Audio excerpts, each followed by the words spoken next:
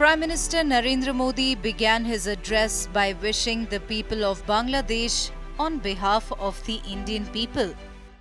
Excellencies, राष्ट्रपति अब्दुल हामिद जी, प्रधानमंत्री शेख हसीना जी और बांग्लादेश के नागरिकों का मैं आभार प्रकट करता हूं। आपने अपने इस गौरवशाली क्षणों में, इस उत्सव में भागीदार बनने के लिए भारत को सप्रेम निमंत्रण दिया। मैं सभी भारतीयों की तरफ से आप सभी को, बांग्लादेश के सभी नागरिकों को हार्दिक बधाई देता हूं।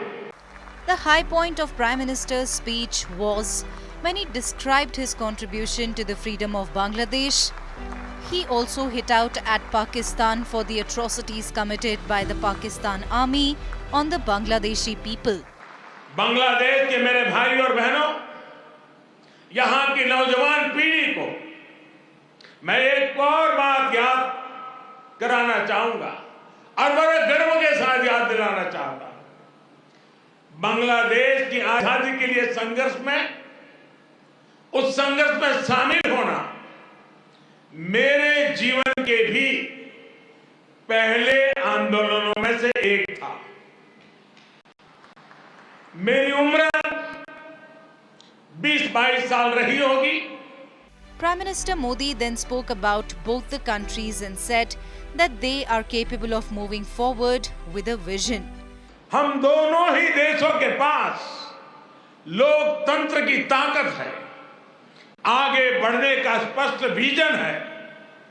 भारत और बांग्लादेश एक साथ मिलकर आगे बढ़े, इस पूरे क्षेत्र के विकास के लिए उतना ही जरूरी है। The Prime Minister then praised the Made in India vaccines and said India was delighted to help Bangladesh in these testing times. Bharat को इस बात की बहुत खुशी है कि made in India vaccines Bangladesh के हमारे बहनों और भाइयों के काम आ रही है। India and Bangladesh share a common vision to eradicate poverty and terrorism, the Prime Minister added. गरीबी के खिलाफ हमारे युद्ध के लिए, आतंक के खिलाफ लड़ाई के लिए हमारे लक्ष्य एक है। इसलिए हमारे प्रयास इसी तरह एकजुट होने चाहिए। मुझे विश्वास है भारत बांग्लादेश मिलकर तेज गति से प्रगति करेंगे।